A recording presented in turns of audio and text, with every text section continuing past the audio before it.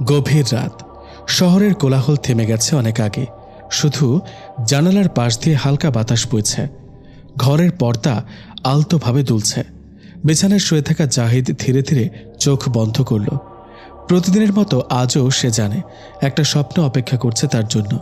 সে নিজেকে দেখতে পেল একটা অপূর্ব বাগানে, চারপাশে গোলাপ আর জুঁই গন্ধ। হঠাৎ দূর থেকে আসা পায়ের শব্দ শুনতে পেল। পেছনে ফিরে তাকাতে দেখতে পেল সেই মেয়েটি, তিশা। চাঁদের আলোয় তার মুখটা মায়াবী দেখাচ্ছে। তার ঠোঁটে এক রহস্যময় হাসি, চোখে গভীর আকর্ষণ। কে তুমি? মেয়েটি কিছু বলে না, শুধু একবার তাকিয়ে মৃদু হেসে চলে যায়। ঠিক তখনই জাহিদের ঘুম ভেঙে যায়। সে দ্রুত উঠে বসে। আবার সে স্বপ্ন। এটা কেমন রহস্য? সে কেন প্রতিদিন এই একই মেয়েকে স্বপ্নে দেখে? সকালবেলা ক্যাফেতে বসে জাহিদ গভীর চিন্তায় মগ্ন। ওর বন্ধু রাসেল মুখে বিশাল হাসি নিয়ে বলল, তুই আবার স্বপ্নে সে মায়াবতীকে দেখেছিস, তাই না? জাহিদ দীর্ঘশ্বাস ফেলে বলল, রাসেল মুচকি হেসে বলল, ভাই, এটা যদি সিনেমা হতো তাহলে বলতাম আগের জন্মের প্রেমিকা ছিল, কিন্তু বাস্তবে তুই পাগল হয়ে যাচ্ছিস, না হয় কল্পনা একটু বেশিই করছিস। জাহিদ বিরক্ত হয়ে বলল, তুই জাস্ট সিরিয়াসলি কিছু বলতে পারিস না? রাসেল মজা করতে ছাড়ল না। আচ্ছা চল, আজ একটু শহর ঘুরে আসি, হয়তো স্বপ্নের রানী বাস্তবেও পাওয়া যাবে। বিকেলে রাসেল আর জাহিদ শহরের সবচেয়ে জনপ্রিয় ক্যাফেতে বসেছিল। রাসেল তখনও ঠাট্টা করছিল, কিন্তু হঠাৎ করে জাহিদ চুপ করে গেল। রাসেল অবাক হয়ে বলল, কিরে, মুখ হা করে তাকিয়ে আছিস কেন? জাহিদের চোখ বিস্ফারিত। ওই দেখ মেয়েটা। রাসেল পেছনে ফিরে তাকিয়ে বলল, ওমা, এটা কি তোর স্বপ্নের মহারানী নাকি? একটা মেয়ে আর তার কয়েকজন বান্ধবী ক্যাফেতে ঢুকেছে। মেয়েটা দেখতে হুবহু স্বপ্নের সেই মেয়ের মতো। জাহিদের বুকে থকথক করতে লাগলো। সে কি এগিয়ে যাবে? রাসেল ধাক্কা দিয়ে বলল, ভাই, সুযোগটা একবারই আসে। অবশেষে সাহস করে জাহিদ এগিয়ে গেল। হ্যালো, আমি জাহিদ। মেয়েটা অবাক হয়ে তাকালো। আমাকে চেনেন? জাহিদ একটু ইতস্তত করে বলল, না, মানে আপনাকে কোথাও দেখেছি বলে মনে হচ্ছে। মেয়েটা কেবল একগাল হাসল, কিন্তু কোনো আগ্রহ দেখালো না। রাসেল দূর থেকে এই দৃশ্য দেখে বলল, কি অবস্থা ভাই? দেখছি ব্যর্থ প্রেমিকের গল্প শুরু হয়ে গেছে। এরপরে কয়েকদিন জাহিদ বারবার মেয়েটার আশেপাশে যাওয়ার চেষ্টা করলো, কিন্তু মেয়েটা যেন ওকে পাত্তাই দিচ্ছিল না। একদিন রাসেল বলল, ভাই, মেয়েটা তোকে পাত্তা দিচ্ছে না, এবার কি ব্যাকআপ প্ল্যান বানাবি? জাহিদ বিরক্ত হয়ে বলল, তুই তো আমার বন্ধু নাকি শত্রু? রাসেল হাসতে হাসতে বলল, আমি বাস্তবতা দেখাচ্ছি, মেয়েটা তোকে মোটেও পাত্তা দিচ্ছে না, এখন কি করবি? জাহিদ একরকম হাল ছাড়ার মতো অবস্থায় চলে গেল। সেদিন রাতে জাহিদ বাড়ি ফেরার পথে রাস্তায় পাশের এক ছোট্ট পার্কের পাশ দিয়ে যাচ্ছিল। হঠাৎ মেয়েদের চিৎকার শোনা গেল। সে দৌড়ে গিয়ে দেখতে পেল তিশা। ৩-৪ জন বখাটের ছেলেরা তিশাকে ঘিরে রেখেছে। মেয়েটার চোখে ভয়। একজন বলল, এই সুন্দরী, একটু আমাদের সাথে গল্প করতে আসো। তিশা আতঙ্কে পেছনে ফিরে যাচ্ছিল, কিন্তু ছেলেগুলো পথ আটকে দিল। ঠিক তখনই জাহিদ সামনে এসে দাঁড়ালো। তোমরা কি করছো? বখাটেদের একজন হেসে বলল, ওহ, নায়ক আসছে, যা নিজের রাস্তা দেখ। কিন্তু জাহিদ এত সহজে হাল ছাড়ার ছেলে না। বখাটেরা ঝামেলা বাঁধানোর চেষ্টা করলো, কিন্তু জাহিদ একে একে সবাইকে কাবু করে দিল। কিছুক্ষণ পর ছেলেগুলো দৌড়ে পালিয়ে গেল। তিশা ধীরে ধীরে চোখ তুলে তাকালো। সে অবাক, অভিভূত। জাহিদ তার হাত বাড়িয়ে দিল। ঠিক আছো? তিশা কিছু বলল না, শুধু ধীরে ধীরে মাথা নাড়ল। সেদিন রাতে প্রথমবারের মতো তিশা জাহিদকে ভিন্ন চোখে দেখল। তিশার মনে পরিবর্তন, কিন্তু সে স্বীকার করতে চাইছে না। তিশা বারান্দায় দাঁড়িয়েছিল, কিন্তু তার মন এখনও এক সপ্তাহের আগের সেই ঘটনার মধ্যে আটকে আছে। কিছু বখাটে যখন তার পথ আটকে ছিল, তখন হঠাৎই জাহিদ যেন কোনো সিনেমার নায়ক হয়ে হাজির হয়েছিল। সেই দৃশ্যটা বারবার তার মনে ভাসছে। কিন্তু কেন? সে তো কখনো কোনো ছেলেকে নিয়ে এত বেশি ভাবেনি। তাহলে জাহিদ কেন তার চিন্তার কেন্দ্রবিন্দুতে? সে মাথা ছাকিয়ে ভাবনাগুলো সরানোর চেষ্টা করল। না, এটা সম্ভব নয়। ও তো শুধুই একজন সাধারণ ছেলে, আমাকে সাহায্য করেছে। তার মানে এই নয় যে আমি ওকে পছন্দ করি। কিন্তু তার মন যেন তার কথা শুনছিল না। রাসেলের দুষ্টুমি আর মজার কাণ্ড। রাসেল কখনোই সিরিয়াস হতে জানে না, আর এই ব্যাপারটা জাহিদের জন্য একটু বিপজ্জনকও বটে। একদিন ক্যাম্পাসে ক্যান্টিনের এক কোণে বসেছিল জাহিদ আর রাসেল। রাসেল ফিসফিস করে বলল, বন্ধু, তুই কি খেয়াল করেছিস তিশা এখন তোকে দেখে উল্টোপাল্টা তাকায়? জাহিদ ভ্রুকুঁচকে বলল, মানে হলো সে তোকে লাইক করতে শুরু করেছে। রাসেল হাসতে হাসতে বলল। জাহিদ মুচকি হেসে বলল, পাগল, ওর বাবা আমাকে সহ্য করতে পারবে না, আর তুই বলছিস যে আমাকে পছন্দ করে? রাসেল থামল না, বরং সে পুরো ক্যান্টিনের সামনে নকল কান্না জুড়ে দিল। ওরে বাবা, আমার বন্ধু প্রেমে পড়েছে, কেউ একটা লাল গোলাপ নিয়ে আয়। ক্যান্টিনের অন্যরা অবাক হয়ে তাকালো, আর জাহিদ তাড়াতাড়ি রাসেলের মুখ চেপে ধরল। চুপ কর, তিশা যদি শুনে ফেলে তাহলে তো ভালোই হয়, সে তোকে প্রপোজ করতেই পারে। রাসেল হাসতে হাসতে বলল। তিশার বাবা জাহিদকে প্রথমবার দেখলেন এবং সাবধান করলেন। তিশার বাবা মিস্টার আহসান কোটিপতি ব্যবসায়ী। তিনি নিজের মেয়ের জন্য পারফেক্ট একজন পাত্র খুঁজছিলেন, আর সেটা অবশ্যই জাহিদ হওয়ার কথা নয়, এটাই তার বিশ্বাস। একদিন ক্যাম্পাসের সামনে তার গাড়ি থামিয়ে তিনি তিশাকে নিতে এলেন। ঠিক সেই সময় জাহিদ রাসেলের সাথে দাঁড়িয়েছিল। মিস্টার আহসান লক্ষ্য করলেন তিশার চোখ জাহিদের দিকেই যাচ্ছে বারবার। তার চোখ শুরু হয়ে গেল। গাড়িতে ওঠার পর তিনি হালকা গলায় বললেন, তুমি কি ওই ছেলেটিকে চেনো? তিশা কিছুটা অপ্রস্তুত হয়ে বলল, সে আমার ব্যাচমেট। ব্যাচমেট হওয়ার মানে এই নয় যে তার সাথে বেশি ঘনিষ্ঠ হতে হবে। তিশা চুপ করে গেল। সে কিছু বলতে চাইল, কিন্তু সাহস পেল না। নতুন প্রতিদ্বন্দ্বীর আগমন। পরের সপ্তাহে মিস্টার আহসান একদিন তিশাকে ডেকে বললেন, তোমার জন্য ভালো একজন পাত্র খুঁজে পেয়েছে, তার নাম আদনান। তিশার চোখ কপালে উঠে গেল। বিয়ে? এখনই? না, এখনই নয়, কিন্তু তোমার তাকে চিনতে হবে। সে খুব ভালো ছেলে, তার বাবার অনেক বড় ব্যবসা আছে, আমাদের পারিবারিক বন্ধু। তিশার ভালো লাগেনি, কিন্তু বাবার সামনে কিছু বলতে পারল না। জাহিদের আসল পরিচয়ের ইঙ্গিত একদিন ক্যাম্পাসে আদনান এলো তিশাকে নিতে। তখন রাসেল ফিসফিস করে বলল, দেখ দেখ, তোর নতুন প্রতিদ্বন্দ্বী হাজির। জাহিদ কিছু বলল না, শুধু দূর থেকে তাকিয়ে দেখল। কিন্তু সে যখনই আদনানের দিকে তাকালো, তার মুখে হালকা একটা স্মিত হাসি ফুটে উঠল।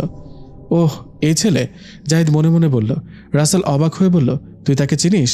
জাহিদ কিছু বলল না, শুধু বলল, সময় হলে সব জানবি। ক্লাইম্যাক্স। প্রথম সরাসরি সংঘর্ষ। একদিন আদনান তিশার সাথে কথা বলছিল, তখন হঠাৎ জাহিদ তাদের পাশ দিয়ে যাচ্ছিল। আদনান জাহিদকে দেখে একরকম তাচ্ছিল্যের হাসি দিল। শুনলাম তুমি তিশার অনেক কাছের বন্ধু? জাহিদ ঠান্ডা স্বরে বলল, তোমার থেকে বেশি কাছের এটা বলা যায়। তিশা বুঝতে পারছিল পরিস্থিতি উত্তপ্ত হয়ে উঠেছে। আদনান হেসে বলল, তুমি কি জানো আমি কে? আমার বাবা দেশের অন্যতম বড় ব্যবসায়ী। জাহিদ নির্ভর ভঙ্গিতে বলল, বাহ, অভিনন্দন, তাহলে কি ট্রফি পেয়ে গেছ? রাসেল পাশে দাঁড়িয়ে বলল, উফ, দারুণ ডায়লগ। তিশা চিন্তিত হয়ে পড়ল। এই দুজনের মধ্যে যেন এক ধরনের অদৃশ্য দ্বন্দ্ব শুরু হয়ে গেল। তিশা আয়নার সামনে দাঁড়িয়ে নিজের চোখে তাকিয়ে রইল। সে কি সত্যি জাহিদকে পছন্দ করতে শুরু করেছে? এই ভাবনাটা তার মাথা থেকে যাচ্ছিল না, কিন্তু বাবার কথা মনে পড়তেই সে যেন বাস্তবে ফিরে এলো। না, এটা সম্ভব নয়। জাহিদ আমার জন্য পারফেক্ট না। বাবা বলেছে আদনানই সঠিক পছন্দ, কিন্তু কেন যেন তার মন বলছিল বাবার পছন্দের চেয়ে তার নিজের অনুভূতিটাই সত্য। রাসেলের দুষ্টুমি এবং মজার কাণ্ড। ক্লাসের ফাঁকে রাসেল হঠাৎ করেই জাহিদের সামনে এসে বলল, ভাই, দুঃখজনক সংবাদ আছে। জাহিদ অবাক হয়ে বলল, কি হয়েছে? তোর ভালোবাসার রানী তোর প্রতিদ্বন্দ্বীর সঙ্গে কফি খেতে গেছে। জাহিদ একটু চুপ করে থাকলো। রাসেল তার কাঁধে হাত রেখে বলল, কষ্ট লাগছে? জাহিদ মুচকে এসে বলল, না, ও যদি আদনানকে সত্যিই পছন্দ করে তাহলে আবার কিছু বলার নেই। রাসেল হতাশ মুখে বলল, তুই এত শান্ত কেন? সিনেমার নায়ক হলে এখনই একটা দারুণ সংলাপ দিয়ে বসতি। আমার জীবন কোনো সিনেমা না। রাসেল হেসে বলল, আরে ভাই, কিন্তু গল্পটা তো সিনেমার মতোই জমে উঠেছে। জাহিদ বনাম আদনান, মুখোমুখি সংঘর্ষ। তিশার বাবা একদিন ক্যাম্পাসে এলেন। তিনি আদনানের সঙ্গে তিশাকে দেখাতে চান যে কে তার জন্য পারফেক্ট। কিন্তু সেদিনই জাহিদের সঙ্গে আদনানের প্রথম বড় দ্বন্দ্ব বাধে। ক্যাম্পাসের সামনে তিশা আর আদনান দাঁড়িয়েছিল। ঠিক তখনই রাসেল আর জাহিদ পাশ দিয়ে যাচ্ছিল। আদনান কটাক্ষের হাসি দিয়ে বলল, ও, এই যে সেই ছেলেটা যে স্বপ্ন দেখে বাস্তবতা ভুলে গেছে। জাহিদ ঠান্ডা গলায় বলল, স্বপ্ন না থাকলে বাস্তবতা হয় না। আদনান একটু রেগে গিয়ে বলল, তুই তিশার আশেপাশে ঘুরোঘুরি করবি না। আমি যা করি সেটা তিশার ব্যাপার।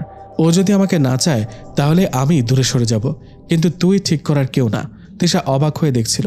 দুজনের মাঝে অদৃশ্য এক যুদ্ধ শুরু হয়ে গেছে। তিশার মা নীরব সমর্থন। তিশার মা নুসরাত খানম সবকিছু বুঝতে পেরেছিলেন। এক রাতে তিনি তিশাকে বললেন, তুমি কি আনন্দকে পছন্দ করো? তিশা কিছুক্ষণ চুপ করে থেকে বলল, আমি জানি না। আর জাহিদ? তিশা ভরকে গেল, মা, তুমি এসব কি বলছো? নুসরাত খানম হেসে বললেন, আমি তোমার মা, তোমার চোখ দেখে আমি সব বুঝতে পারি, কিন্তু তোমার বাবা চাইলেই তোমার ভবিষ্যৎ নির্ধারণ করতে পারে না। মনে রেখো, সিদ্ধান্তটা তোমারই নেওয়া উচিত। তিশা একদম স্তব্ধ হয়ে গেল। এই প্রথম কেউ তার নিজের অনুভূতিকে স্বীকৃতি দিল। জাহিদের আসল পরিচয়ের আরও ইঙ্গিত। ক্লাসের মধ্যে হঠাৎই একটা বিষয় নিয়ে আলোচনা হচ্ছিল। শহরের এক বড় ব্যবসায়ী পরিবারের উত্তরাধিকারী কে হতে যাচ্ছে? রাসেল জাহিদের দিকে তাকিয়ে মুচকে হাসল। শুনলাম এই শহরের এক রহস্যময় কোটিপতি ছেলে তার আসল পরিচয় লুকিয়ে রেখেছে। তাই নাকি? জাহিদ নির্লিপ্তভাবে বলল। রাসেল কানে কানে বলল, তোর আর লুকিয়ে লাভ নেই, একদিন তুই ধরা পড়বি। ক্লাইম্যাক্স। এক চাঞ্চল্যকর সন্ধ্যা। তিশা এক সন্ধ্যায় বাসা থেকে বের হয়েছিল কিছু কেনাকাটা করতে, কিন্তু হঠাৎই একদল বখাটে তার পথ আটকে দাঁড়ায়। তুমি একা কেন? তোমার বডিগার্ড কই? তিশার ভয় লাগছিল, কিন্তু সে কিছু বলতে পারছিল না। ঠিক তখনই একটা শক্তিশালী ঘুষি এসে এক ছেলেকে ফেলে দিল। জাহিদ দাঁড়িয়েছিল, চোখে আগুন। রাসেলও সঙ্গে ছিল। চিৎকার করে বলল, দেখ, আমাদের সিনেমার নায়ক হাজির। বখাটেরা দৌড়ে পালিয়ে গেল। তিশার চোখ বিস্ময়ে বড় হয়ে গেল। জাহিদ শান্ত গলায় বলল, তুমি ঠিক আছো? তিশা কোনো কথা খুঁজে পেল না। সে রাতে সে নিজের মনকে আর বোঝাতে পারল না। সে জাহিদকে ভালোবেসে ফেলেছে। ফারহানের আগমন, তিশার মনের টানাপোড়েন আর এই এক ভয়ঙ্কর ষড়যন্ত্র। তিশা আজকাল নিজেকে ঠিকভাবে বোঝাতে পারছে না।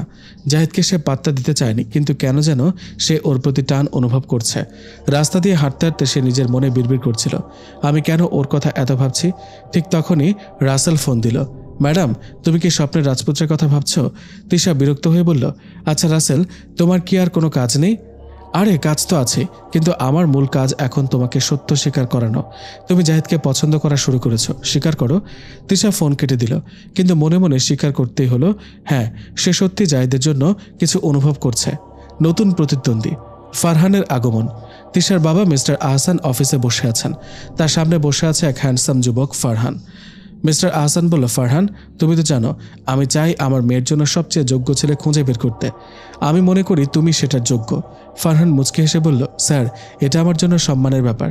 তিশার মতো মেয়েকে জীবনসঙ্গী হিসেবে পাওয়া কার না সৌভাগ্য। মিস্টার আহসান সন্তুষ্ট হলেন। তিনি ফারহানকে তিশার সাথে দেখা করার সুযোগ দিতে চাইলেন। জাহিদ বনাম ফারহান প্রথমে মুখোমুখি।